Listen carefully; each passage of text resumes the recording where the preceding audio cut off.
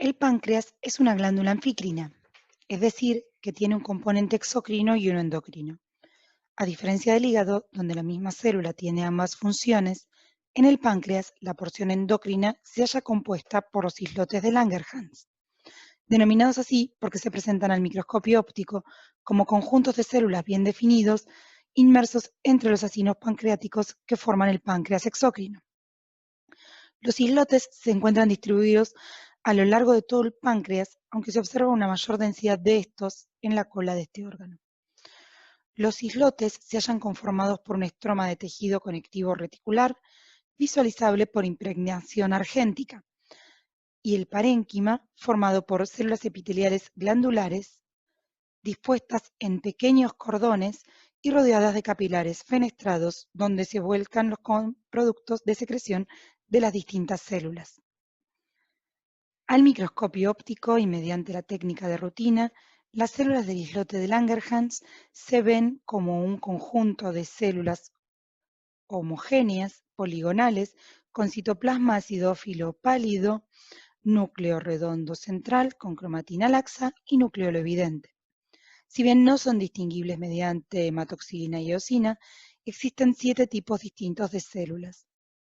Estas secretan cada una hormona distinta, con lo cual, gracias a las técnicas de inmunohistoquímica e inmunofluorescencia, pueden ser distinguibles mediante una de estas técnicas contra los productos de secreción.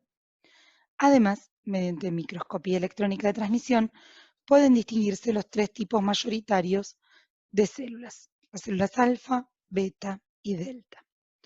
¿Y cuál es la función del páncreas endocrino? Bueno, tiene como función regular el metabolismo de la glucosa, las proteínas y también de los lípidos a varios niveles.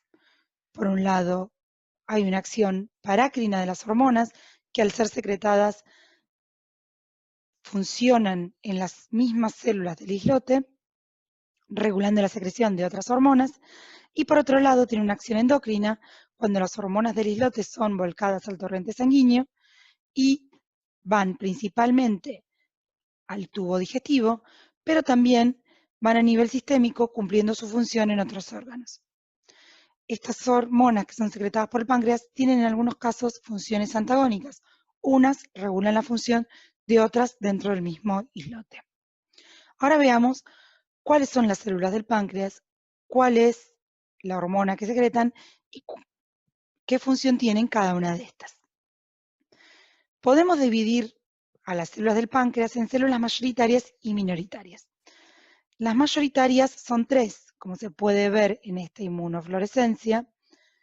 Podemos ver que hay un tipo celular que abarca el 60 al 70%, que son las células beta, y secretan insulina. Como se pueden ver en esta microfotografía, estas células se hallan centrales en el islote y ocupan casi todo la superficie del mismo. Por otro lado, las células alfa están en un porcentaje del 15 al 20% y son periféricas al islote, acá en rojo. El producto que secretan y contra el cual está hecho la inmunofluorescencia es el glucagón. Finalmente, las células delta conforman el 5 al 10% del islote de Langerhans, secretan somatostatina y en una inmunofluorescencia contra esta hormona podemos ver que estas células se hallan distribuidas a lo largo del islote. Ahora bien, estas células también son distinguibles por sus gránulos de secreción al microscopio electrónico de transmisión.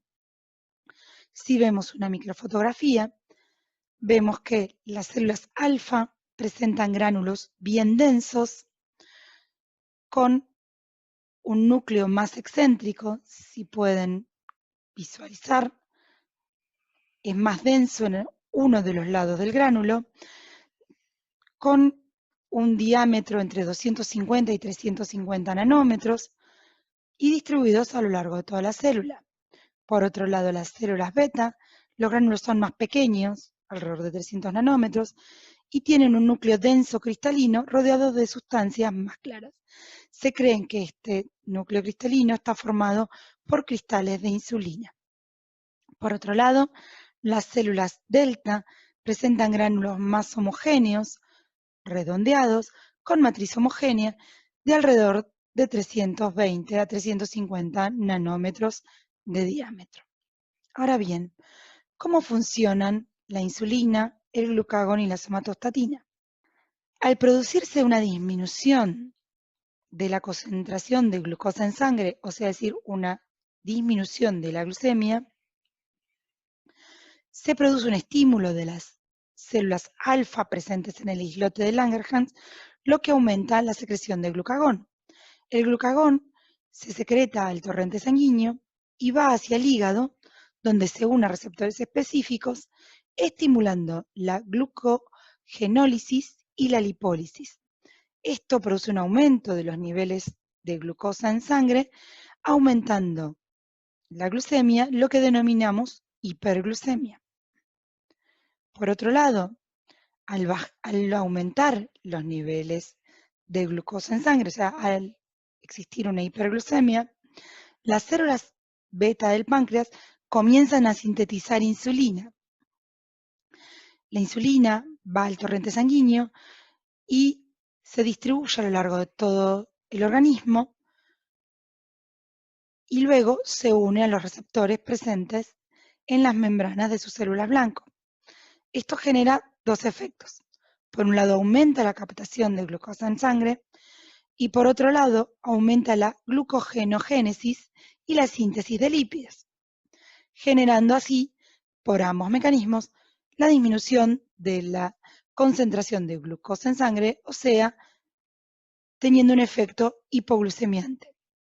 Por otro lado, al aumentar los valores de glucemia, se produce un estímulo de las células delta, las que liberan mayor cantidad de somatostatina y tiene una acción parácrina en el mismo islote, reduciendo la secreción de insulina y glucagón, pero a su vez una acción endocrina, disminuyendo la motilidad del tubo digestivo y la secreción y absorción del mismo, lo que lleva a un aumento en el tiempo de absorción de los nutrientes presentes en el intestino. Esto es a nivel de las células mayoritarias. ¿Pero qué hay de las células minoritarias? Bueno, estas células conforman el 5 al 10% del páncreas endocrino y son 5 tipos. Las células PP o F secretan polipéptido pancreático que tiene una acción endocrina, estimulando las células principales gástricas e inhibiendo la secreción biliar y la motilidad intestinal. A su vez, tiene una acción parácrina, inhibiendo la secreción de bicarbonato y de enzimas pancreáticas por el páncreas exocrino. Por otro lado, las células C sintetizan el péptido intestinal vasoactivo o VIP. Este tiene una acción endocrina similar al glucagón, o sea, es hiperglucemiante y glucogenolítico. Por otra parte, como acción parácrina, estimula la secreción exócrina del páncreas y, como acción endocrina también, estimula la actividad secretoria y la motilidad del intestino. Las células CC secretan secretina, motilina y sustancia P. La secretina tiene una acción parácrina, estimulando la secreción de bicarbonato, jugo pancreático y enzimas pancreáticas. Por otro lado, la motilina tiene una acción endocrina, incrementando la motilidad gástrica e intestinal. A su vez, la sustancia P funciona como un neurotransmisor en el sistema nervioso periférico.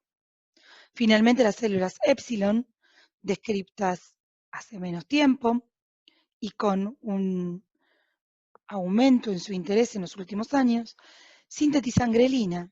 Esta hormona estimula el apetito y está muy relacionada con los estudios de sobrepeso, obesidad e inflamación. Ahora bien, ¿cómo regulan estas hormonas la acción parácrina en el islote de Langerhans? Por un lado, las células PP secretan polipéptido pancreático que inhibe la síntesis y liberación de glucagón sobre las células alfa. Por otro lado, las células epsilon, al sintetizar grelina, inhiben tanto la secreción de insulina por las células beta como la secreción de somatostatina por las células delta. A su vez, la síntesis y liberación de somatostatina, como ya habíamos visto, inhibe la síntesis y liberación de glucagón y de insulina, pero también inhibe la liberación del polipéptido pancreático.